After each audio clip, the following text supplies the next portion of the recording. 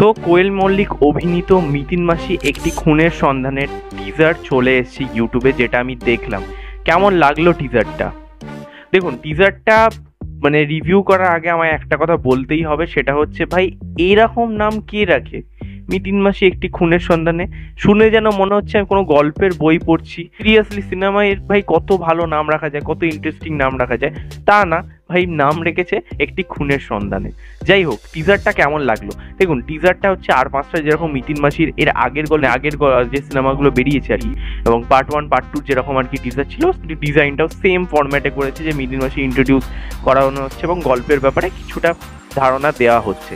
তো এখানে বেসিক্যালি একজনের খুন হচ্ছে, যার ইনভেস্টিগেশন দায়িত্ব পড়ছে মিতিন মাসির কাঁধে, অর্থাৎ কোয়েল মল্লিক তার কাঁধে। তো কেমন হলো টিজারে প্রেজেন্টটা যদি বলি, টিজারে ভালো দিক খারাপ দিক। দেখুন, টিজারে আমার কাছে বেশ কিছু খারাপ দিক আছে, খুব কমই ভালো দিক আছে। তো ভালো দিকগুলো যদি বলি, এখানে কোয়েল মল্লিকের স্ক্রিন প্রেজেন্স, যে কটা সিনে সে আসছে এবং তাকে মানে তার এক্সপ্রেশন, তার পারফরমেন্স, সেটা যতটুকু দেখতে পাচ্ছি বেশ ভালো। এবং ব্যাকগ্রাউন্ড মিউজিকের কাজ শুরুর দিকটা বেশ ভালো রাখা হয়েছে, ঠিক আছে। লাস্টের দিকটা অতটা ভালো না, বাট শুরু যেভাবে হচ্ছে ব্যাকগ্রাউন্ড মিউজিক কিন্তু ভালোভাবে সিনের সাথে ব্লেন্ড হয়েছে। তো এবার যদি নেগেটিভ দিক আসি, দেখুন সবার প্রথম নেগেটিভ দিক হচ্ছে প্রথমত কোনো নতুনত্ব জিনিসই এখানে আমি পেলাম না, ঠিক আছে। সবার প্রথম যে আমি যে একটা পার্ট 3 সিনেমাটা দেখতে আছি, আগের দুটোর থেকে কিছুটা তো ভাই আলাদা হবে। অ্যাপ্রোচটা এক থাক, ক্যারেক্টারকে চেঞ্জ করতে বলছি না, বাট গল্প তো কিছুটা চেঞ্জ হবে ভাই। মানে এখানে গল্পের মধ্যে সামান্যই কিছু চেঞ্জ রাখা হয়েছে, এবং এরকম গল্প হাজার একটা গোয়েন্দা সিনেমা আমরা দেখেছি, তার মধ্যে এক্সট্রাঅর্ডিনারি কিচ্ছু নেই। এবং ফেলুদা ব্যোমকেশ এখন যে ওয়ার্ক করছে তাও নয়, এরকম যে লোকে এখন ভেবে নেয় না যে ভাই সিনেমা বেরোলেই, মানে কোনো একটা ডিটেকটিভ সিনেমা বেরোলেই মানুষ মানে বারাধরা সিনেমাটা দেখবে, সিনেমাটা একদম ক্লিন হিট পাবে। তার কিন্তু সবচেয়ে বড় এক্সাম্পল হচ্ছে নয়ন রহস্য, যেই ছবিটা কিন্তু বক্স অফিসে আন্ডার পারফর্ম করেছে, ইভেন ফ্লপ হয়েছে। তো সেই ছবিটা দেখার পরও আমার মানে সেই ছবি সাকসেস দেখার পর, মানে সাকসেস রেশিও দেখার পর আমার মনে হয় মেকার্সদের, বাংলা ইন্ডাস্ট্রি মেকার্সদের এবার কিন্তু সাবধান হয়ে যাওয়া দরকার, যে ভাই আর কত ডিটেকটিভ ছবি বানাবো একই ঘোড়াপাত্তার গল্পের ওপর। মানে আমি ভেবে পাই না, ইভেন মিতিন মাসি মানে যে সেকেন্ড পার্টটা আর কি, জঙ্গলে মিতিন মাসি, সেই সিনেমাটাও কিন্তু বক্স অফিসে যে খুব ভালো চলেছিল না, কোনোভাবে হয়তো অ্যাভারেজ বা সেমি হিট হয়েছিল। পুজোর সময় ছিল আমার মনে আছে, দশম অবতার এবং বাঘাযতীনের টাইমে। তো মেকারসদের ভাবুন কতটা কনফিডেন্স, তারা আবার পার্ট 3 আনছে। এবং আমি মানছি যে এই সিনেমার একটা দর্শক আছে, সীমিত দর্শক হলো, একটা মাল্টিপ্লেক্স ওরিয়েন্টেড দর্শক আছে, কিন্তু ভাই তারাও তো কিছু নতুন চাইবে, তাদেরও তো এক্সপোজার আস্তে আস্তে বাড়ছে, তারাও তো আড্ডা টাইম হইচইতে কিছু হলেও সিরিজ দেখছে। হ্যাঁ, কন্টেন্ট ওয়াইজ এইগুলো কোনোটাই সেভাবে ভালো না, সেটা আলাদা বিষয়, কিন্তু তাদের তো এক্সপোজার কিছুটা বাড়বে ভাই।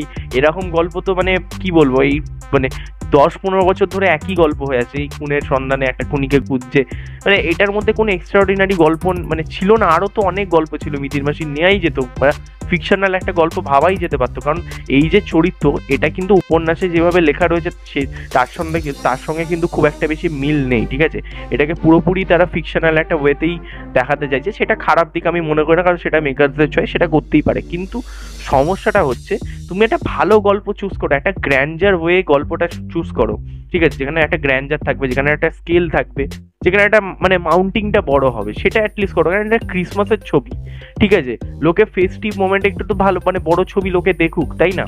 আর সুরিন্দানের মতন প্রোডাকশন হাউস আমি যদি মেনে নিতাম এটা ক্যামেলিয়া করেছে বা অন্য প্রোডাকশন হাউস করেছে, মানে আমি ভাবলাম হ্যাঁ তাদের বাজেট নেই, বাট সুরিন্দর ফিল্মসের তো বাজেট যথেষ্ট রয়েছে। আর এবার যদি বলি আরেকটা জিনিস, সেটা হচ্ছে অ্যাকশনও খুব ওভার দ্য টপ ভালো লাগছে না দেখে, কোনোভাবেই জেনুইন বা অর্গ্যানিক মনে হচ্ছে না। আগে যেরকম সেই অ্যাকশন হতো টিপিক্যাল কমার্শিয়াল সিনেমাগুলো, সেরকমই অ্যাকশন এখানে বসিয়ে দেওয়া হয়েছে।